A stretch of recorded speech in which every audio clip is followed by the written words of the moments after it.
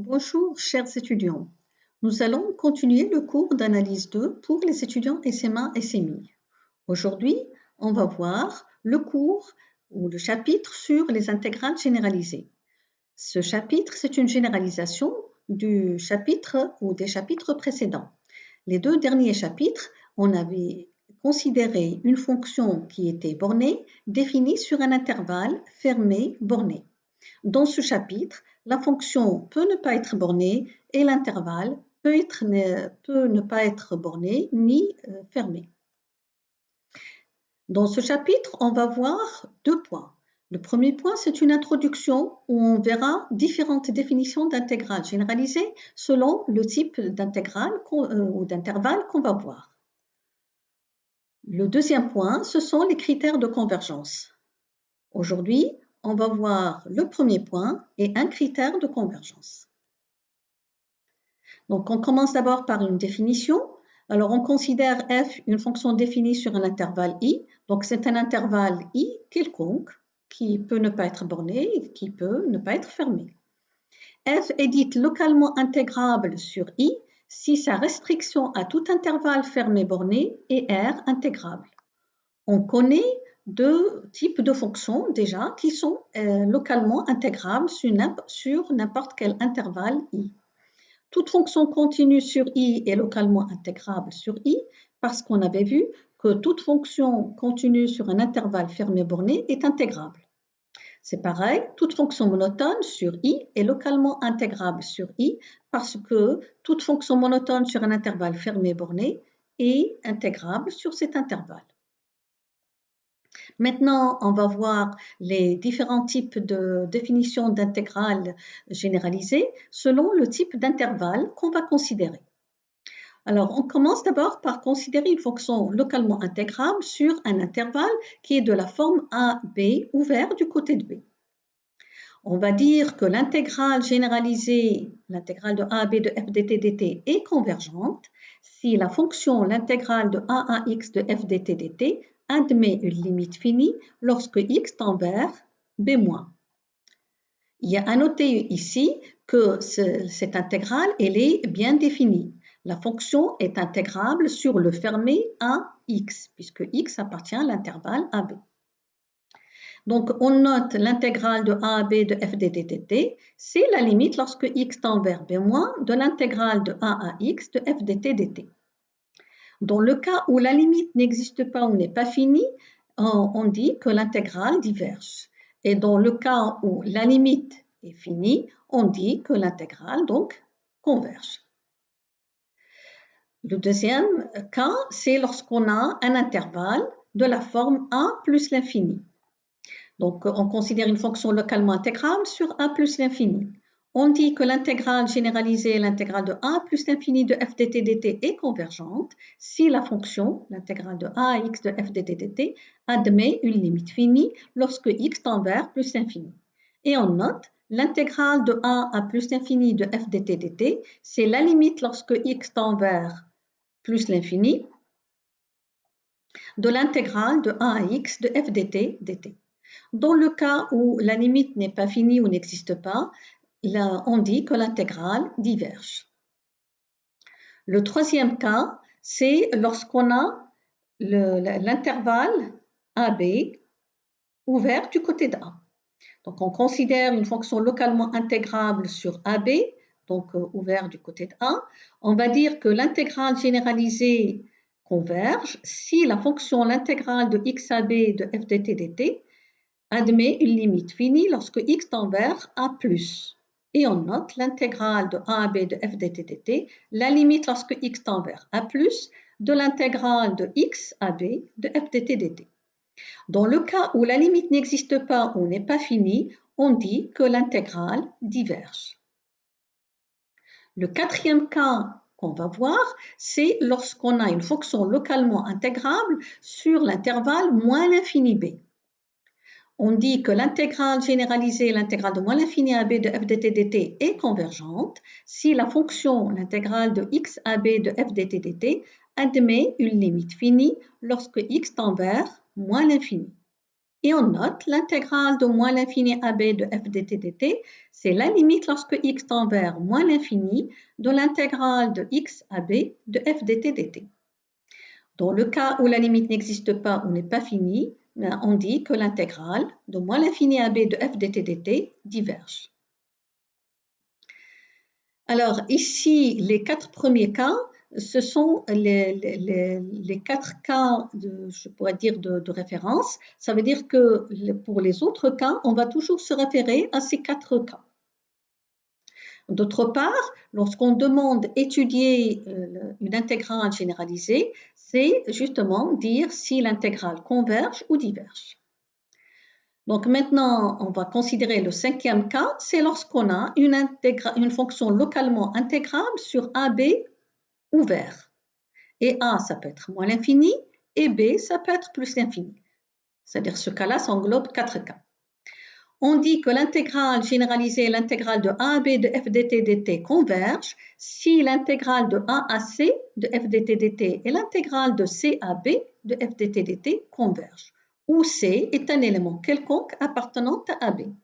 Et la nature des deux intégrales ne dépend pas du choix de C. Alors, une chose importante, si l'une des deux intégrales, soit l'intégrale de A à C de f dt dt ou l'intégrale de C à B de f dt dt diverge, on dit que l'intégrale diverge. Maintenant, le 6e cas, c'est lorsqu'on a une fonction localement intégrable sur AC et sur CB, avec C qui appartient à l'intervalle ouvert AB. On dit que l'intégrale généralisée et l'intégrale de A à B de f dt dt convergent si l'intégrale de A à C de f dt dt et l'intégrale de C à B de f dt dt convergent. Et là aussi, si l'une des deux intégrales, soit l'intégrale de A à C de f dt dt ou l'intégrale de C à B de f dt dt diverge, on dit que l'intégrale diverge. Donc là, vous voyez dans ce cas-là qu'on a une fonction qui est localement, par exemple pour AC, qui est localement intégrable sur AC. C'est-à-dire qu'on va se référer au 5e cas. Et le 5e cas, d'après le 5e cas, on va se référer justement aux 4 premiers cas dont on a parlé tout à l'heure. Maintenant, on peut avoir une subdivision de l'intervalle AB avec f une fonction localement intégrable sur chaque intervalle ci plus 1. On dit que l'intégrale généralisée est convergente si pour tout i égale de 0 jusqu'à n-1, l'intégrale de ci à ci plus 1 de f dt dt converge. On note alors l'intégrale de a à b de f dt dt, c'est la somme des intégrales de ci à ci plus 1 de f dt dt. Alors, pour bien comprendre les points 5, 6 et 7, on va voir un exemple. Si on veut étudier la nature de l'intégrale de 0 à plus l'infini de la fonction 1 sur t carré t moins 1 dt. Donc, c'est une fonction qui présente une singularité en 0 au point 1 et puis c'est une fonction qui est définie sur un intervalle qui n'est pas borné, 0 plus infini, donc le problème se pose aussi en plus infini.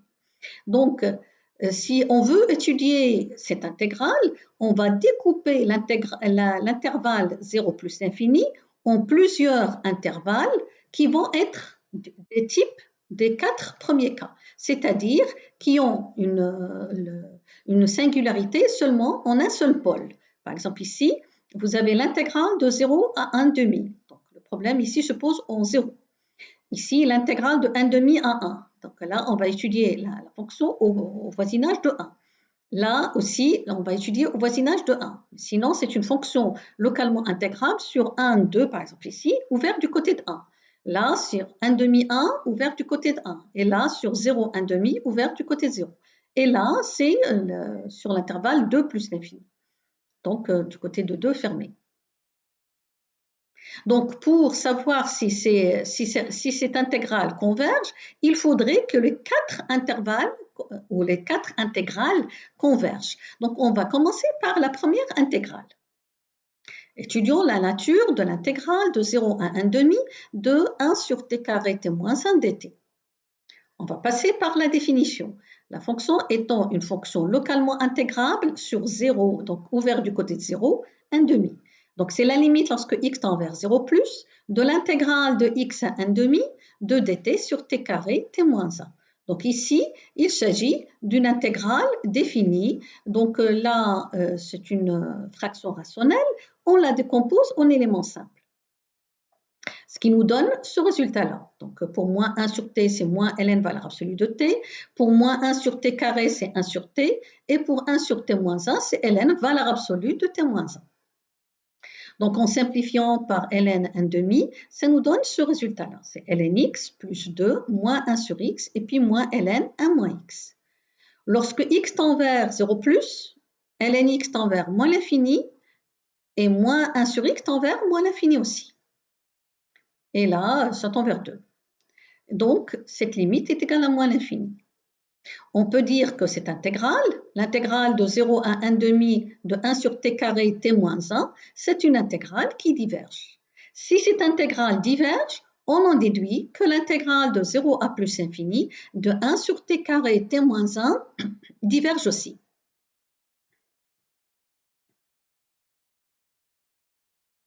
Maintenant, on va voir des exemples de référence. Ce sont les intégrales de Riemann. Alors, on les a appelés des exemples de référence parce que vous allez voir qu'on va se référer justement à ces fonctions 1 sur t alpha ou l'intégrale de 1 plus infini de 1 sur t alpha et on va voir aussi l'intégrale de 0 à 1 de 1 sur t alpha. Alors, on va commencer d'abord par l'intégrale de 1 à plus infini de 1 sur t alpha dt. Donc là aussi, on a une fonction qui est localement intégrable sur 1 plus l'infini fermée du côté de 1. Donc, d'après la définition, c'est la limite lorsque x tend vers plus infini de l'intégrale de 1 à x de 1 sur t alpha dt. Donc, on va commencer d'abord par le cas alpha différent de 1. Alors, l'intégrale de 1 sur t alpha, on peut dire c'est l'intégrale de t à la puissance moins alpha. Donc, c'est t à la puissance moins alpha plus 1 sur moins alpha plus 1 qui donne, c'est 1 sur 1 moins alpha. Alors, pour x, c'est 1 sur x à la puissance alpha moins 1. Et pour 1, c'est 1, donc moins 1. Alors, si alpha est supérieur à 1, alors si alpha est supérieur à 1, ceci tend vers plus infini. Et donc, 1 sur x à la puissance alpha plus 1 va tendre vers 0. Ça veut dire que la limite ici, c'est moins 1 sur 1 moins alpha, c'est-à-dire 1 sur alpha moins 1. La limite existe, donc l'intégrale converge. Maintenant, si alpha est inférieur à 1, donc on peut le voir comme ici 1 sur x à puissance alpha moins 1, on peut le voir comme x à puissance 1 moins alpha, qui va tendre vers plus infini. Donc c'est une intégrale qui diverge. Maintenant, pour alpha égale 1, l'intégrale de 1 sur t, c'est ln, et la limite lorsque x tend vers plus infini, c'est plus infini. Donc là aussi, l'intégrale diverge. Donc, on a que l'intégrale de 1 à plus infini de dt sur t à la puissance alpha, ça converge si alpha est supérieur à 1 et ça diverge si alpha est inférieur ou égal à 1. Donc, ceci est un résultat à retenir. Le deuxième exemple, c'est l'intégrale de 0 à 1 de dt sur t à la puissance alpha. On passe par la définition aussi. On a ici une fonction qui est localement intégrable sur 0, 1, ouvert du côté de 0. Donc, c'est égal à la limite lorsque x tend vers 0 plus de l'intégrale de x à 1 de dt sur t alpha, avec alpha différent de 1. Cette intégrale, on l'a déjà calculée, donc c'est 1 sur 1 moins alpha, 1 moins 1 sur x à la puissance alpha moins 1. Si alpha est inférieur à 1, donc là, on peut voir ceci comme étant x à la puissance 1 moins alpha, qui tend vers 0. Ça veut dire que cette limite existe. Et donc, l'intégrale converge. Si alpha est supérieur à 1, là, ça va être 1 sur 0, donc ça va tendre vers l'infini, et donc cette intégrale va être divergente. Et pour alpha égale 1, on a toujours le log, et donc l'intégrale va être divergente. Un deuxième résultat à retenir, c'est que l'intégrale de 0 à 1 de dt sur t alpha, ça converge si alpha est strictement inférieur à 1, et ça diverge si alpha est supérieur ou égal à 1. Alors, un troisième exemple, c'est l'intégrale de 0 à plus infini. Donc là, il faut faire attention ici que cette intégrale, c'est une intégrale qui diverge toujours. L'intégrale de 0 à plus infini de 1 sur t alpha dt diverge pour tout alpha appartenant à R. Parce que pour alpha inférieur ou égal à 1, l'intégrale de 1 à plus infini de dt sur t alpha diverge. Et pour alpha supérieur à 1, c'est l'intégrale de 0 à 1 qui diverge. Donc, quelle que soit la valeur de alpha, il y a l'une des deux intégrales qui diverge et donc cette intégrale va être divergente. Un quatrième exemple qu'on peut faire de la même manière que pour l'intégrale de 0 à 1 de dt sur t alpha, c'est l'intégrale de a à b de dt sur b moins t à la puissance alpha. Ça converge pour alpha inférieur à 1 et ça diverge pour alpha supérieur ou égal à 1. C'est pareil pour l'intégrale de a à b de dt sur t moins 1 à la puissance alpha. Ça converge aussi pour alpha inférieur à 1 et ça diverge pour alpha supérieur ou égal à 1. Vous pouvez remarquer qu'ici, on a considéré la fonction b moins t à la puissance alpha, et ici, on a considéré la fonction t moins 1 à la puissance alpha. Et ceci pour avoir des fonctions positives. On va voir par la suite qu'il est important d'avoir des fonctions positives dans certains cas. Et donc, ici, on considère des fonctions qui sont positives toutes les deux. Maintenant, on a 3 remarques, mais ce sont des remarques très importantes donc à retenir. La première remarque, c'est que si f est localement intégrable sur AB, donc ouvert du côté de B, alors l'intégrale de a à b de f dt converge si et seulement si l'intégrale de c à b de f de t dt converge, lorsque c appartient à l'intervalle AB où c'est compris entre A et B. Ça veut dire que lorsque le point à étudier est B, donc on peut changer l'autre borne, la nature de l'intégrale ne change pas. Soit ces deux intégrales sont convergentes toutes les deux, ou elles sont divergentes toutes les deux. C'est pareil, ici on a une fonction qui est localement intégrable sur AV, ouvert du côté de A. Donc le problème ici se pose en A. Donc, on va étudier l'intégrale au voisinage de 1.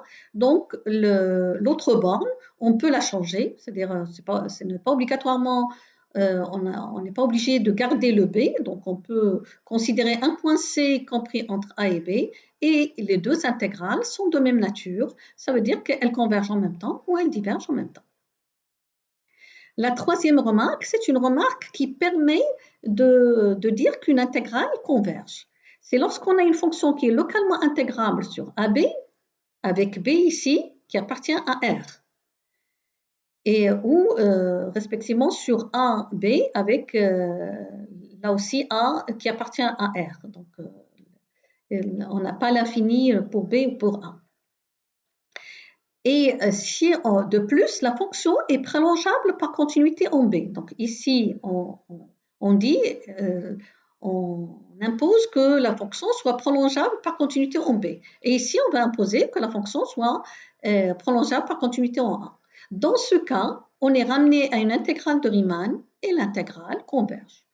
C'est le cas de l'exemple, l'intégrale de 0 à 1, par exemple, de sinus x sur x dx. Sinus x sur x est une fonction qui est prolongeable par continuité en 0. Et donc, l'intégrale de 0 à 1 de sinus x sur x dx est une intégrale qui converge. On a maintenant une proposition. On considère deux fonctions localement intégrables sur un intervalle i d'extrémité AB, avec moins l'infini, ça veut dire que A, ça peut être moins l'infini ou réel, et B, ça peut être plus l'infini ou un réel, avec A strictement toujours inférieur à B. Et on considère que les intégrales généralisées, l'intégrale de f et l'intégrale de g, convergent. Alors, pour tout alpha bêta, l'intégrale généralisée, l'intégrale de alpha f plus bêta g, eh bien, ça converge aussi. Et l'intégrale de alpha f plus bêta g, c'est alpha l'intégrale de f plus bêta l'intégrale de g. Mais ici, il faut faire attention que si l'intégrale de f diverge et l'intégrale de g diverge, on ne peut rien dire sur l'intégrale de f plus g. L'intégrale de f plus g peut être convergente comme elle peut être divergente. Maintenant, on va passer au deuxième point, qui sont les critères de convergence. Ici, on va considérer que les intégrales généralisées sont localement intégrables sur des intervalles de la forme A, B. B, ça peut être plus infini, comme ça peut être un réel, avec A strictement inférieur à B. Alors, la raison ici est que pour chaque proposition, on ne peut pas donner bien sûr tous les cas de figure d'intégrale généralisée. On peut avoir ouvert du côté de A, ouvert du côté de B, un intervalle ouvert, etc. Et donc, on va se limiter à ce cas-là. Et bien sûr, on a les mêmes propositions pour les autres cas. Alors, avant d'entamer le premier critère, qui est le critère de comparaison, on va donner d'abord cette proposition. On considère f une fonction localement intégrable et positive sur AB. L'intégrale de a à b de f dt dt converge si et seulement si la fonction grand F définie par f de x égale l'intégrale de ax de f dt dt est majorée. Alors ici, on remarque qu'on a à montrer une équivalence. Donc, on va montrer la double implication. Alors, pour la première implication, comme on peut dire que grand F, en fait, est majoré par l'intégrale de a à b de f dt dt. Parce que f de x, c'est l'intégrale de a à x de f dt dt. Donc, c'est inférieur ou égal à l'intégrale de a à b de f dt dt, x appartenant à ab. Et donc, c'est une fonction qui est majorée. L'autre implication, donc, on va supposer que la fonction elle est majorée, grand F, et on va montrer que cette intégrale converge. Alors ici, on remarque que la fonction grand F est une fonction croissante, parce que la fonction petit f est une fonction positive. Donc on a une fonction qui est croissante et elle est majorée, donc on peut considérer elle le sup de l'ensemble des valeurs de grand F lorsque x parcourt l'intervalle AB.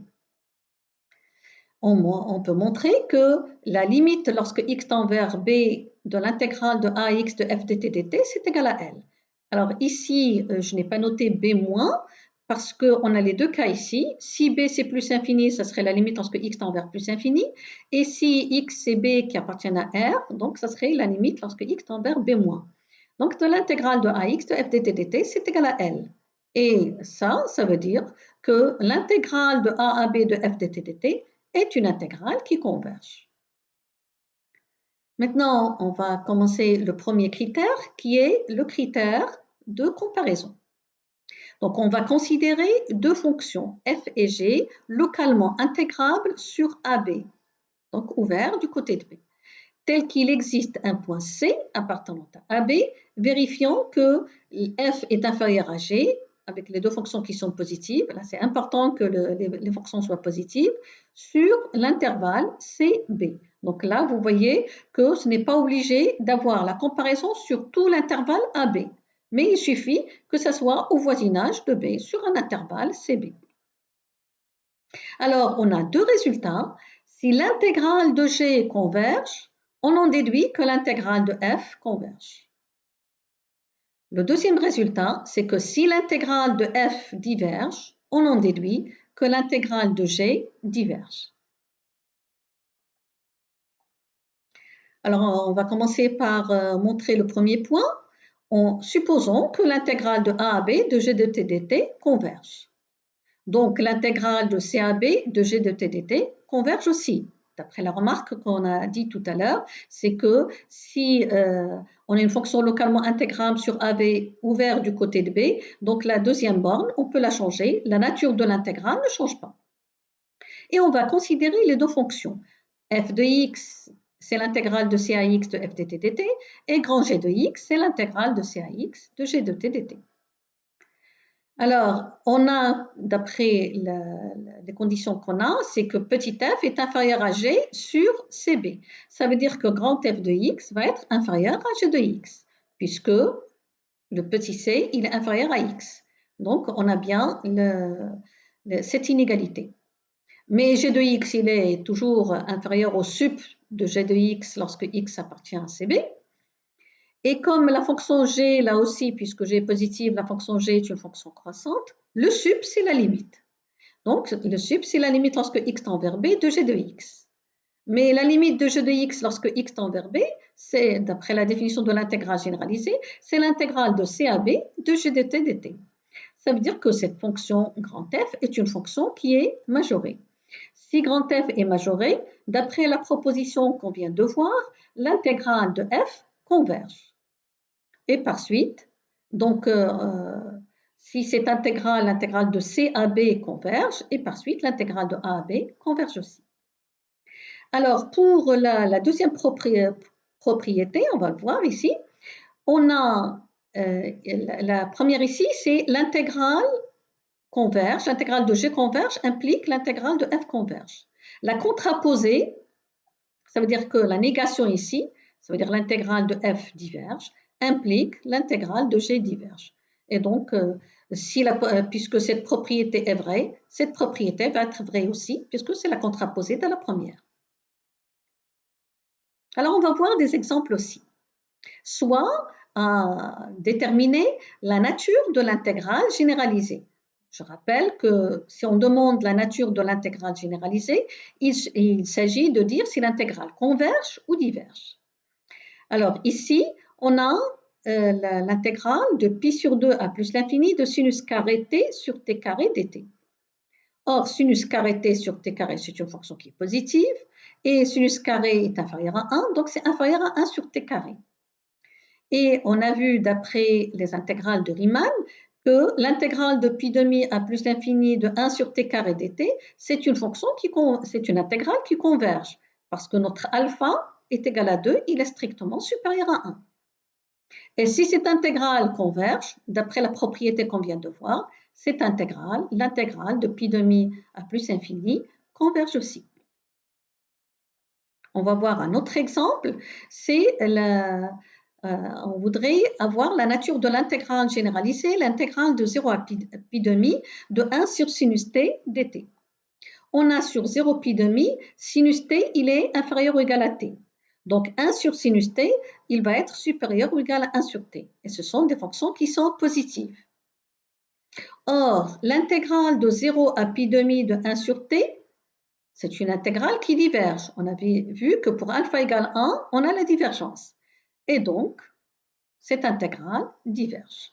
Donc, on a deux cas où on a utilisé le critère de comparaison pour savoir si l'intégrale converge ou diverge. Donc, je vous remercie pour votre attention et la prochaine fois, on va terminer les critères de convergence des intégrales généralisées.